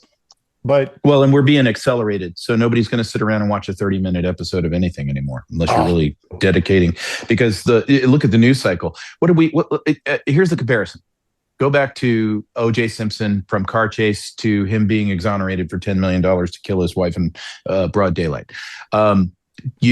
We ate, drank, and slept that trial every single day. That was the news cycle. It was the news cycle. That was every single day. Now, a major story, the Freedom Doritos bomb Iran. Okay, that story had 18 hours of legs. It was in the press for 18 hours. We bombed Iran. Okay. All right, now we're going to move on to, and I watched it when I'm, because I'm contributing at Newsmax, and I watched that story come down the docket where it's like after 18 hours since the bombing, it's now the number 2 story. It's now the number 3 story. It's no longer breaking news. It's no longer this. And what they're doing is they're accelerating everything. They're changing your perception of time. And that's how they're doing it. I hadn't got there. Good call out, because the perfect example, Maui, North Carolina, Yep. the flooding in No Washington. kidding. I mean, that would be 8 weeks Up and down. 8 weeks of body counts and search efforts and investigations. How did this happen? And crickets. Like, what's it been 2.5 years? I still don't know how many people died in Maui. Are they rebuilding? Did they annex the land? Did Oprah Winfrey build a resort? I mean, who knows? I want to talk to Steve's point. The year I was at Air War College in 2002, 2003, every single day, I'm in a classroom with fighter pilots, airlift guys, intelligence, foreign students, a Saudi guy, all of these people. And the day after The Sopranos aired, every week, the whole day that it was going to air, that's all they talked about. The day after it aired, they'd come in and all of them for the entire day would talk about whatever that show was. I didn't watch it. I didn't care about it. And I laughed at them. I'm like, I cannot believe I'm watching grown-ass men talk about a show at night. It was the most amazing thing to me. And it was just like, no big deal. Man, that's a weapon. That's what I would do. Do you know where the shift was out of Hollywood? And it gets to what you're talking about. Do you remember the TV series that came out with Kiefer Sutherland, 24? Oh, yes. Okay. When 24 came out, I think that's where we saw the dramatic shift towards timeline compression, because it was brand new in a style of presenting a show that nobody had ever seen. They're showing you 5 shows on the same screen at the exact same time. And it was like, oh, wow. And they're compressing like 7 episodes into 1 episode. And I think this is where a marked shift in temporal compression, which, the CIA has been playing with forever, and your perception of time goes, just from flying. Temporal compression is something we deal with a lot, but we use it to our advantage in that I understand my airplane is now at risk of complete destruction, but in the steps that I have to take, every single thing is slowing down. I deal with it, and then it speeds back up. And after you've been through a few of those, you're like, wow, that is such a real thing. And to get to Steve's point, they could use that and really weaponize that if they understand your cognitive functions that way, meaning somebody's going to put that to not good use. And that's where I think Hollywood picks up the baton. Which is why they had CIA agents out there. So thank you for that. Appreciate that. You hit on the point. It completely lost my train of thought. All right. Temporal compression. What I was going to say is it. No, I was saying that's what this was temporal compression. No, that's just retardation. No. Sorry, I just eat glue. You can see that it's almost like, and I can't remember where I saw this. It was Sean Ryan or it was Joe Rogan, but one of the guests said exactly what I was thinking at the moment, that it's almost as if they've accelerated the timeline because who's ever behind whatever the agenda is wants to see it come to fruition before they pass. You could tell this is somebody that's at a 70, 80 level that wants to see their agenda come full circle before they pass on. I mean, regardless if it works, they want to just that's literally I paid for the fireworks. Like I know that's a bit ethereal and out there, and notice I didn't say UFOs in there, but I was thinking about throwing it in. But it's literally, you can tell that there's obviously a reason they're accelerating this, because it's not just a part of the timeline, because they're used to introducing the slow burn and giving you some new meat to chew on, right? And they haven't done that over the last 4 years. It's gotten more and more and more and more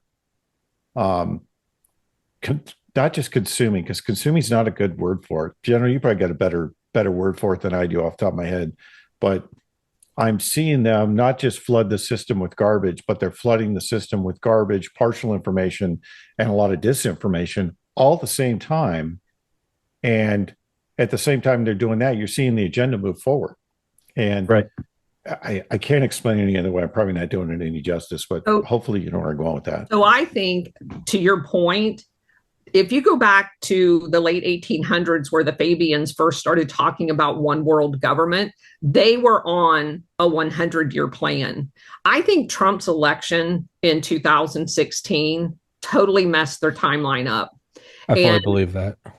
And the undermining of their plan got significantly compressed, so that when they put Biden in, I mean, obviously they had to do COVID in order to get Biden in, that they scrambled so quickly in those 4 years to avoid Trump coming back, and now he's back. So I do, to the general's earlier point about the whole compression of this timeline and basically taking them out of what was going to be their normal unfolding of this, has been completely derailed. And now the more Trump operates in these foreign policies and knocking out their financial pillars around the world, the more compressed the timeline. And to our advantage, the more they're compressed in their timeline, the more visible their timeline becomes. They can't pull off the whole, it happens over 50 years. You have to do it quicker and quicker. I really do believe that. I really do believe that, like, COVID was all a part of the plan. I don't think they wanted to do COVID till 2024. I agree. And I think that because of it, and you can kind of just remove emotion from it and just look at it as a game. Yeah, they're probably looking at it and they're like, we didn't want to do this, but go. We wanted to wait to release this movie right before the holiday weekend, but somebody leaked it, so go. But another point, and I don't think this is what's been brought up, but the comedian Tim Dillon brings it up. He's like, there is also a point of the sort of third generation trust fund kidification of the deep state. He said this in like 2016. He's like, they're leaking stuff on Twitter against Trump because that's the nicest thing they've ever done to a president. Like they do Kennedy to you, and you almost wonder, is there third, fourth level generation trust fund kid who they no longer have the balls and the elbow grease to build Standard Oil. Now they're in a Bugatti on coke, and they're kind of doing stuff. Is EM jumping in? You almost wonder then, is that happening at the national apparatus level? Do you have these guys who don't have the diligence or the foresight or the patience of an Alan Dulles or whatever, or JP Morgan, or are these guys that are just, they don't have the discipline, they don't have anything, and they're just kind of fumbling this thing, and they're going, yeah, go for it, and then they're handing it off to whoever middle management is. Yeah. So you're saying the gene pool's getting watered down as they go down through the years. Maybe Senior Soros is an evil Sith Lord, but Alex is kind of a cream puff in his evilness. Well, that's what I mean. A sack of rusty hammers. But if we know that applies in corporations, if we know that applies in sports, how come Tom Brady's son is? It's like, well, it never works that way. Why would it not also apply to this? Why would you not have guys that are impatient? Guys, I mean, you can almost imagine, like, a James Jesus Angleton, like, smacking around, I don't know, like, John Brenner. Like, what are you doing? Like, why are you not buttoning this up? Like, if back in my day, we would have, we did this, we invaded these countries with half the resources why wouldn't that follow through? Yeah, Shackleton's great-great-grandson probably can't even sail a 34-foot sloop. That's what I mean. It's like they would probably smack these guys around and be like, what are you doing? Why are you doing this? Why are you openly coming out and do this quietly? I guarantee you, they're probably looking at, like, Butler, and they're like, you're not my son.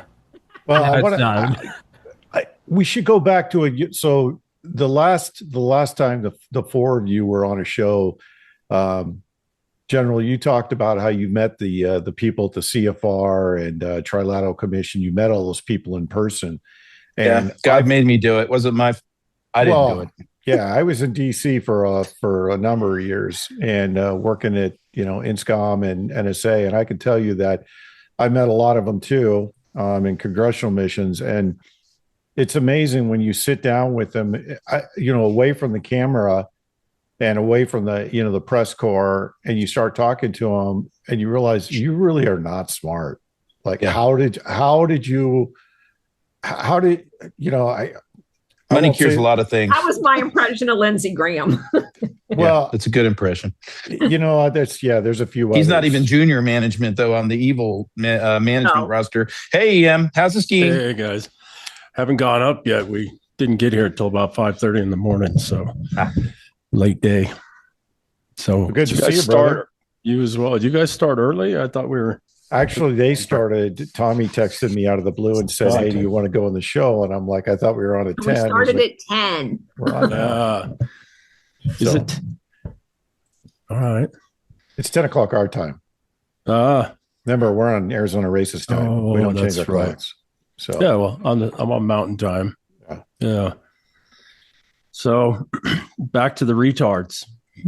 I met several senators, and it was all I could do not to say you're insufferably stupid. And it's when you see them on camera, they look like they're well read. They know the issues. The same thing with a lot of lobbyist firms and some of the elite. The elite are even more shocking to meet in person. You can't buy off a smart person with morals and integrity. So that they need them dumb. That's right. Correct. Yeah, and it's crazy how when you run I've tried to put this in layman terms on my show, right? Because the one thing that EM and I have talked about, which I've talked about with the rest of this group, is that we have a serious problem with child exploitation and child trafficking, which I think that's a whole separate show. And in general, just so you know, if you thought that rant was good, just wait till I start going off on what they do to children, and you will see a whole new rant. I'm with you, brother. Totally with you. Working on that. But my point is that's mixed into this elite too. So there's a number of different facets to the elite that make it challenging on the evil scale, and that takes it to a whole new level. And I was going somewhere with that, and I completely lost where I was going with that. Hey, Tommy, at noon, I've got to bug out of here. I've got 40 people coming over to my house at 2 that you're good. You're good. But everyone else, you guys can keep going if you want. Yeah. Okay. Yeah, Colonel, if you need a bat, it's 11:58. So if you got to go. My apologies for being so late. If I can give one piece before you jump out, Colonel, to what you all saying. Late stage empires always put dumber people in high level positions sequentially so that the new person, one, can't figure out the fraud and corruption of the previous person, and the infrastructure and systems that were in place for that graft, that previous person to continue after they're gone, can't be undone. It's a very well-known thing in families, family offices, in institutions, organizations, governments, etc. At some point, the sophistication of the institutions built by their great-great-grandparents no longer can sustain the amount of theft and idiocy in the system, and the systems collapse. Fair enough. It takes centuries. But Colonel, if you need to hop out, I'm going to run. Well, thank you so much. Thank you so much for hopping on. Take care. But yeah, the rest of you guys, we can keep going if you'd like. Yeah, no, and Steve, what you said about the child exploitation, it is a whole other show. I mean, I would say that's probably the coolest thing I ever did was get a fundraiser thrown for the ex special forces guys to hunt down pedophiles. Like that, hands down, is the coolest thing. But that also, it seems to be the foundational piece. Meaning, if you are not willing or able to focus on that, it kind of seems like everything else downstream of that is meaningless. If that is not a non-negotiable red line, the abuse of then what is it that we're saving? Yeah. By the way, if you want to get Jan on the show, I'm pretty sure we can get him on. Like, yeah, I've had him on like a million times. No, I mean, I'm talking to him right now. He's To tell him, learning do on you my want him to phone. join? Tell him to join. I don't. You know how it is with him, right? You ask him one question and you get all the answer whether you want it or not. You can And, if you shoot him. I think he's traveling. It sounds like he's traveling. Yeah, you're good. He's in Denmark right now. I think he was heading to Sweden either today or tomorrow. Yeah. Yeah, no, whenever I try to schedule something, he always asks me, he's like, what is that Madagascar time? I'm like, dude, I'm in Eastern Sea, always. He's like, is it in for Netherlands? What is that? I'm like, God, I have no idea, dude. Yeah, no, that does kind of seem to be the foundational piece though, that you can't slide back. So then, I mean, you have to look at it as back to what General was saying earlier, is it is the ninth inning. Now, ideally, we wouldn't be in this situation, but it is a good thing that there's further and further incompetent people carrying out whatever 100-year, 200-year plan there is, and that it's more and more chaotic, and that they are going in window, periods of opportunity that they didn't want to. But I think they wanted to do COVID about 5 years after they actually did it.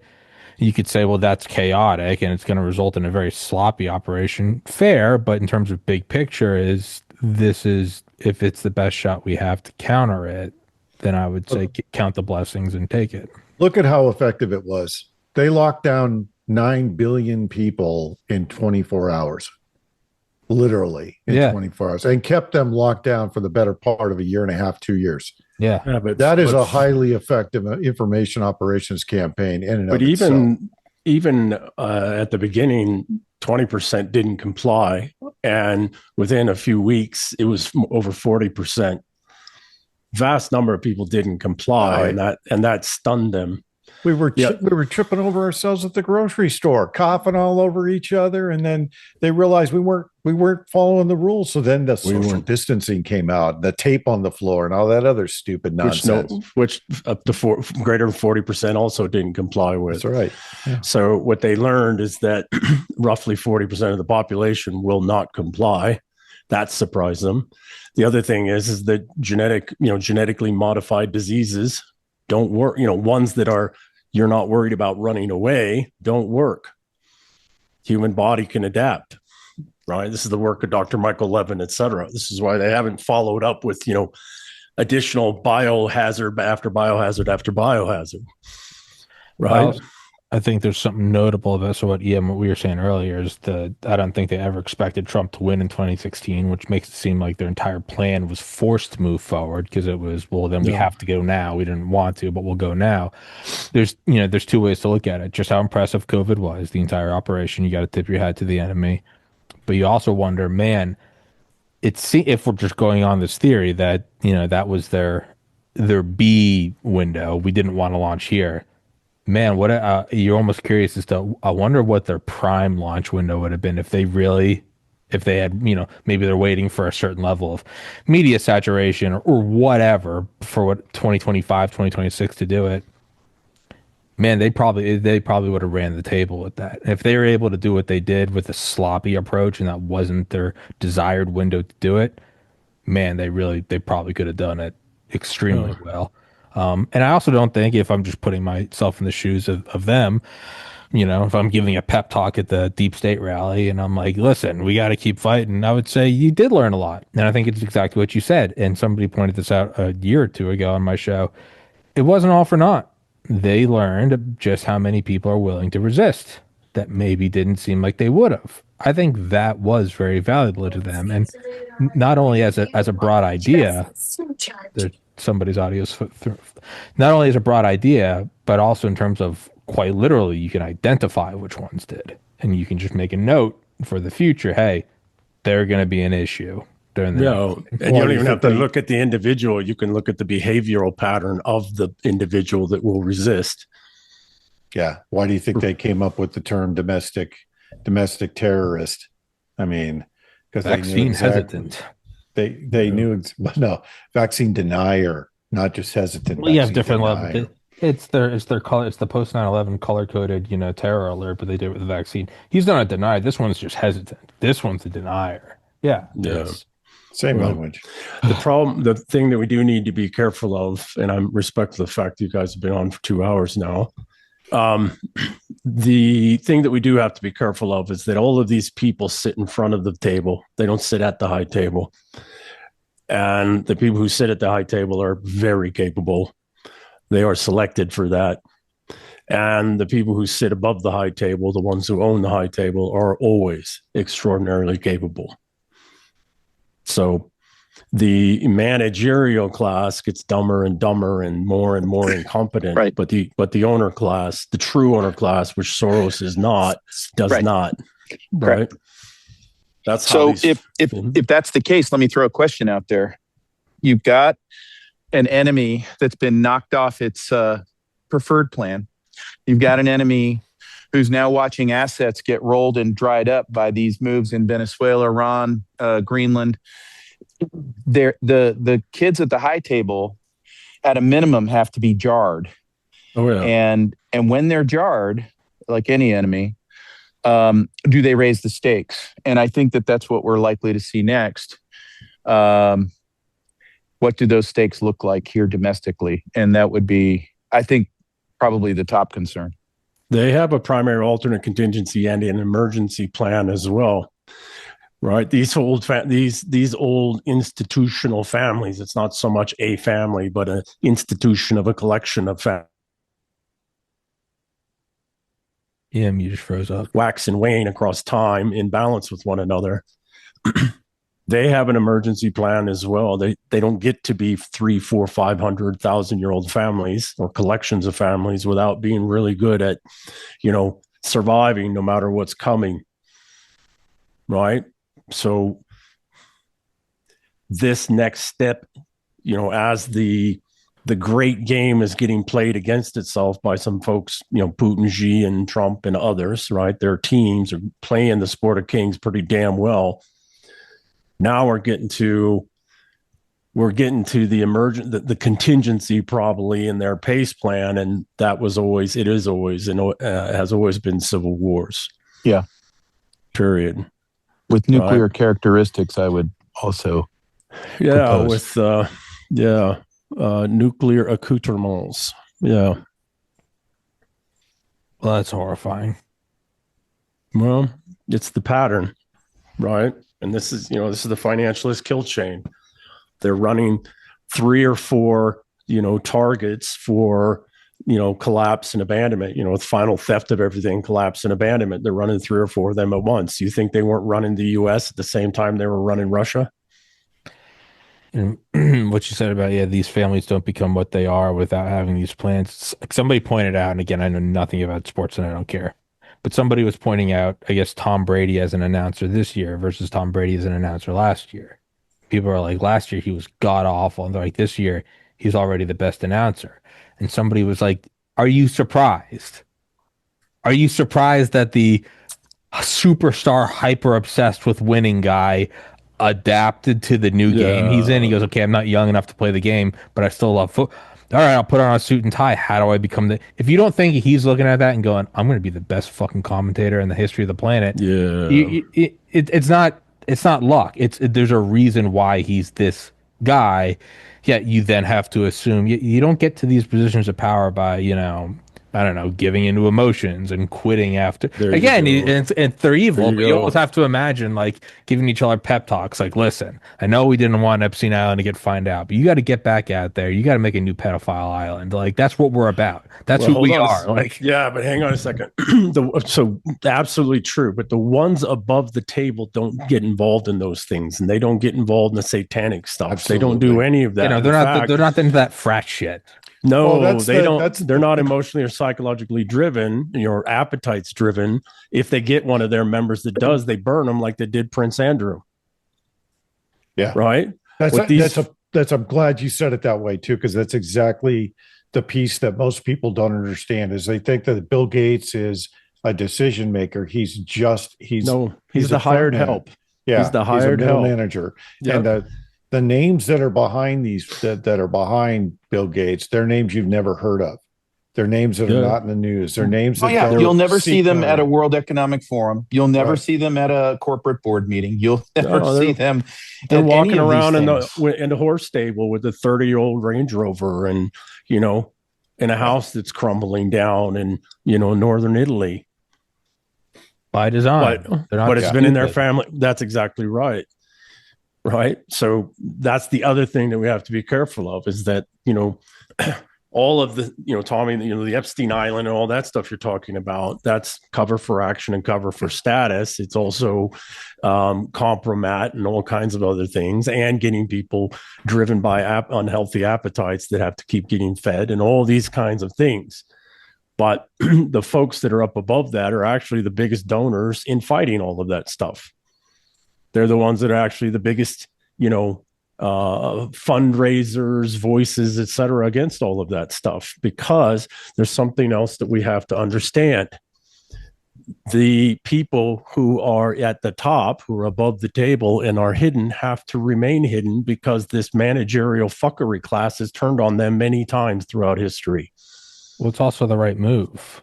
You want to keep fighting it, because if it's not a taboo, then what value does it hold? Correct. You don't want it to get legal. The cartels want weed to be legal. No, they don't. That's just bad business. Correct. Yeah, no. Ask the Bronfmans how they felt about prohibition going away. Yeah. The only one that did that right was the Kennedys, so they killed two. That's right. That's right. Yeah, it's which, and then you start to. That's not funny, but it's funny because it's so matter of fact. It's true. It's like they were doing the right thing, so they got smoked. Well, yeah, that's of course. It's which then, so you kind of hit these points where it's right. And as a schizophrenic conspiracy theorist, my issue with people who are further down the rabbit hole than me is you have the unprovables, the unfalsifiables, where they're like, well, that's not the real UFO tech. You'll never know about that. And you start to hit a point where you go, well, you'll never be able to disprove that. You'll never be able to say, X, Y, and Z. You're just now pushing it off into the ether, where if you know about it, then it can't be it, it goes forever. So although I do believe that the real power are names you've never heard, the families you've never heard of, you also then have to reach a certain point of like, well, how far down are we going to go in approaching that, and go, okay, they exist. You're never going to know their names. So how do you get rid of them? You're not. You're not. What you're going to do is simply, you're going to push the can down the road a couple more decades. You're going to put them on their back from the the Eternal War. It's going to go forever. There's never going to be the shield that cannot be penetrated by the spear. It goes back and forth forever. You have to just go, well, then how do we get the most of a win we can? How do we tilt the board as much as we can? You're never going to 100% get it. Yeah, no, marvelous, Tommy. Absolutely marvelous. So here's the other thing we also need to be very wary of. Not all of these old combinations, families up there, are evil and mean and cruel. Some of them are just very old families that have had to survive this eternal war and have done so very well across centuries. We need to be very careful not to conflate the malevolence and, animalistic nature of the managerial class with the owners. They're very different. And, the owners that we see that are corrupted are not owners. They're just high-level management. So when I talk about the Praetorian problem, I mean it quite literally. And people really need to think about the threat the Praetorian Guard posed to every leading Roman for 3 centuries. Because that system secretly, managerial class system, was in control of all these elites, because they had to use them as their security. That was required. Well, look at people today. If you are a high net worth person, you're a high status family, and you want to get insurance, you need to have security because of who and what you are. And you need to be able to liability insure yourself. That security has to be contracted with a very limited number of companies in the world, all of which tie directly back to the Five Eyes. Keep going. It's a Praetorian problem. Yeah.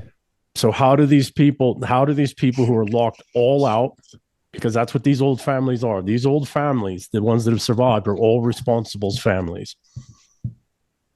They're all responsibles families, and they're fighting this resentful middle management class and this Praetorian class every day for centuries on centuries. And there's ways in which they have to conduct themselves in order to just survive.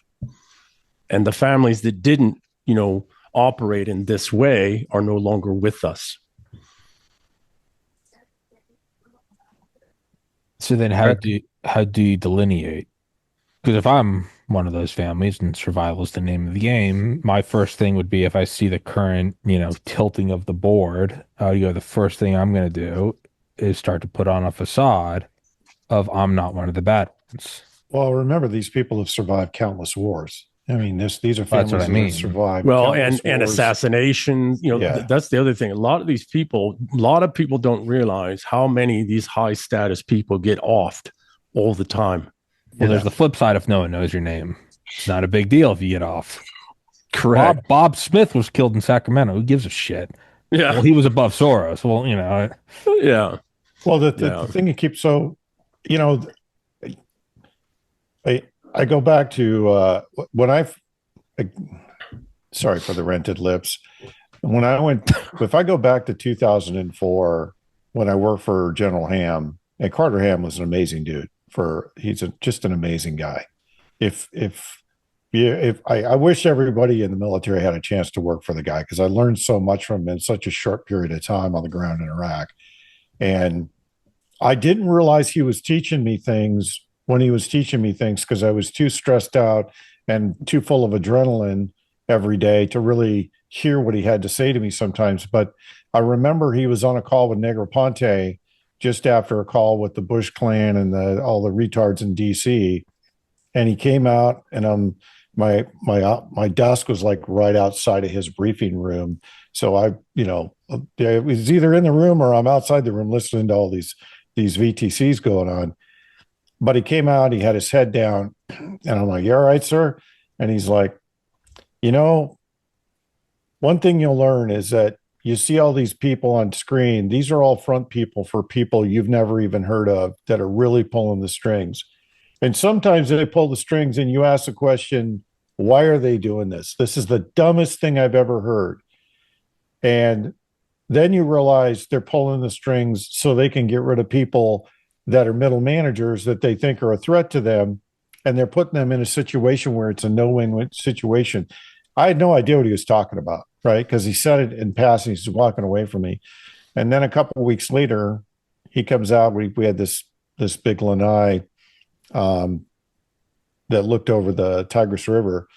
And I was sitting out there smoking a cigar, and he came out and he said, Did you remember what I said to you when I came out of that VTC? And I'm like, no, yeah, I remember it, sir, but I have no context. So I have no idea what it means. And then he sat down for like 45 minutes, which is unheard of, because general officers don't have that kind of time. And General Holt, you can attest to what I'm about to say. To get that kind of time with a GO is amazing, but to get that kind of time where he's explaining how the system works, man, it opened my eyes to a lot of different. I saw the world differently when I left Iraq, and I saw the players differently. So when I went to DC as a lieutenant colonel, I was well prepared for what I was going to deal with. And it was because of all the mentoring that he did without me even realize he was mentoring. And he did it to his whole staff. I mean, he mentored everybody on the staff. You're either listening or you weren't listening. And it was amazing to watch the guy. But the one thing that stuck with me in all those conversations was that the people you see on camera are not making decisions.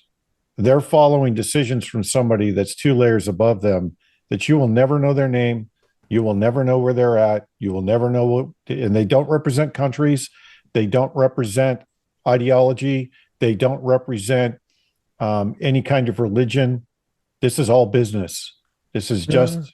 It's family relationships. Well, yeah, it's a good way to say it. Yeah. What they represent is a portfolio of very old family commitments and relationships. Yeah. That's how these old, high table owners endure. And they have their flows and ebbs and flows and fluctuations. And they have their own conflicts, et cetera. But they are always, as Tommy and I talked about in the Eternal War, the show we did on the Eternal War, they are always having to play the sport of kings in every moment of every day of their entire existence to keep the great game, the eternal war, the resentful's eternal war, from wiping them from the table. And so, Tommy, to something you are articulating, one of the things that they are always doing is looking for talent, uncorruptible talent, ungreedy talent, careful talent, always. Right. Blaine, you know this from your world, and Steve, you as well. But Blaine, more the world you and I overlapped in, right? There's a saying, you're always being assessed. That's right. Mm-hmm. Very true. I remember on Carter Ham, first off, great 4-star. The last time I saw him, we were both, he was the AFRICOM commander and I was at UCOM as the logistician. And we were both in the same command post at the same time as we were wringing our hands over Benghazi, watching it unfurl. And I know how disgusted I was that night, along with General Repass, the SOCUR commander. But because we, for information I can't go into, I remain disgusted to this moment. But I remember the guy who was dealing with the upper echelons of power, which we would also call the middle managers, and I think that's the lesson he was teaching you, Steve, is I remember seeing the disgust on his face that he could not wipe off. And I remember seeing him deal with it because he had no control over the situation. I remember seeing him become de facto the interface. Our 4-star was up in Mons, Belgium, General Breedlove, but I remember him being the de facto interface between the evil ones in DC and us, and him knowing full well that we, the colonels, the 1 and 2 stars, were all looking at him, and he understood that very well, that we were sitting there mollified, and he was essentially protecting us, I think, in some ways, because we were all ready to light ourselves on fire and find a news camera someplace. But a lot of grace and a lot of knowledge. But to this day, I've always wondered how did he take that into retirement? And old quiet soldier who went into retirement, and but I know what he saw that night, and it was it's one thing to talk about it academically. It's quite another thing to see it all play out in front of you. And that's the night I mentally retired. I was, okay, I can't do this. But it gets to what you were talking about. And he was a good man, very good man. Oh, and he vanished. That's not to make, I would tell you he probably vanished partly because of what I'm talking about. Yeah, I agree. He just vanished, but yeah, didn't want to get patented.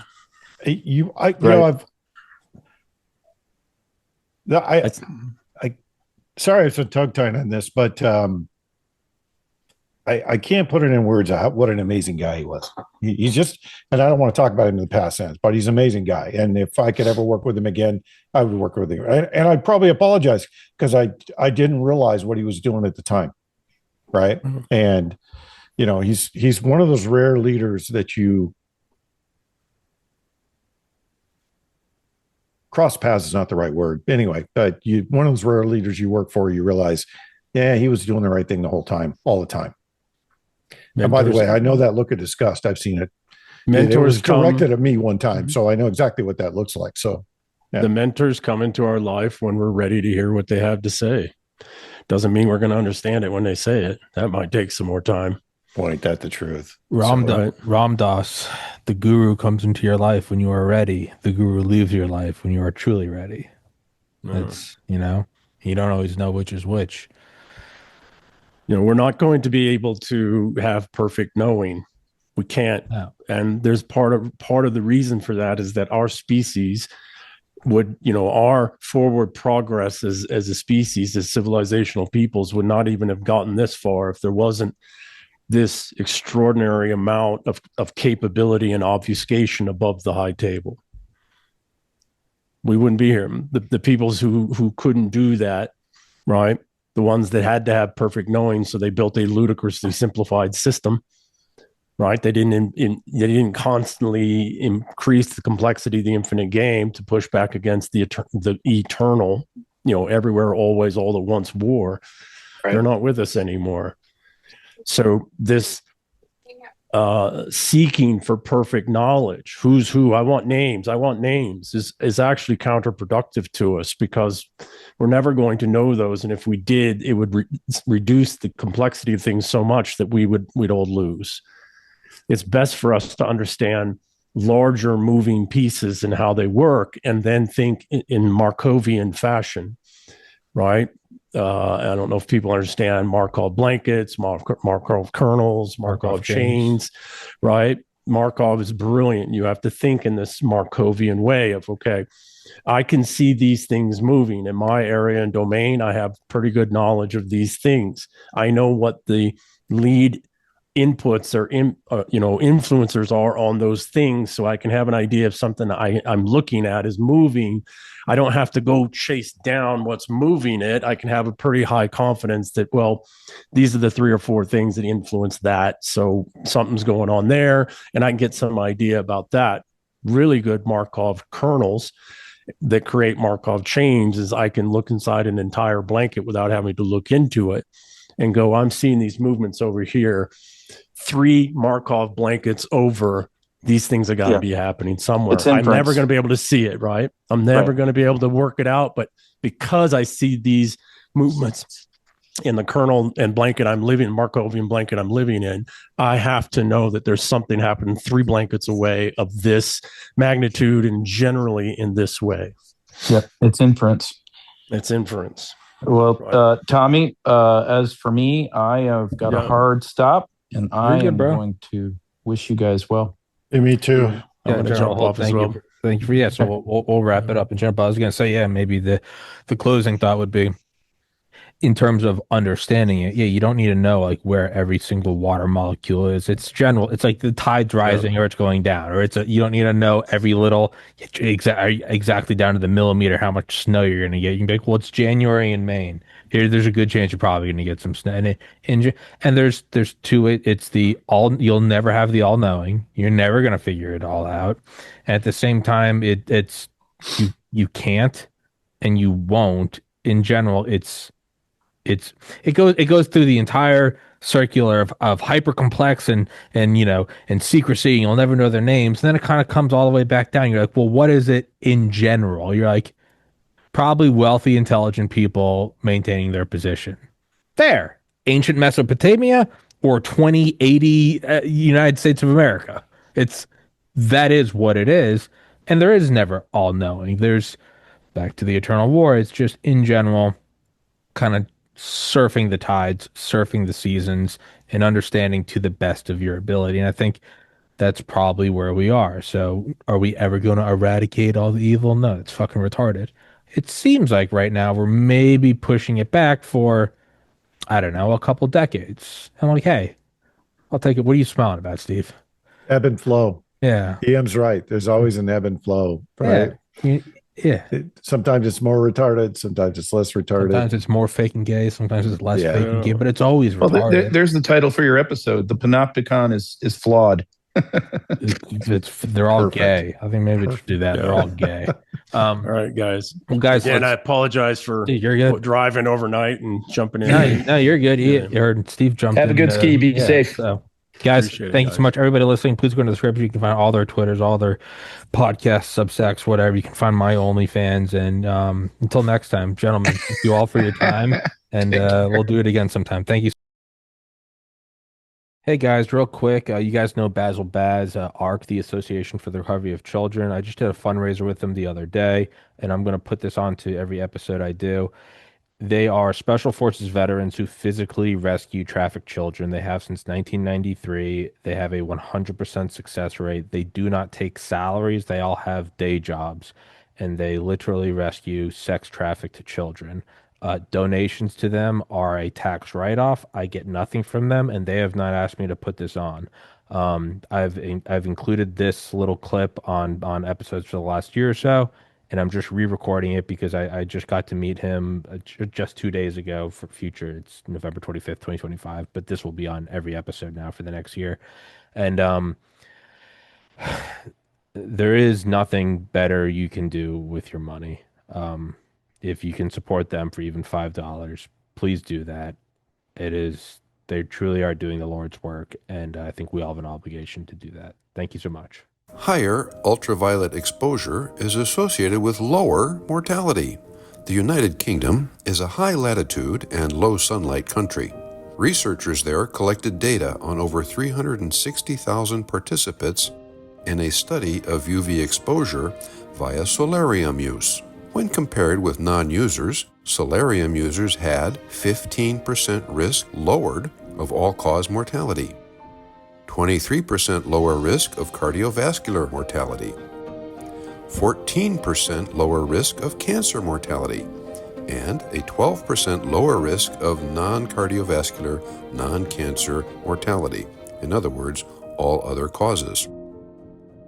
Quoting the researchers, our study adds to the growing evidence that the benefits of UV exposure outweigh the risks in low sunlight environments. A link to the original publication is available in the box below the video. Get some UV light this winter. Immerse yourself in the tranquility of the blue. Visit a Blue Room soon. www.blueroom.com.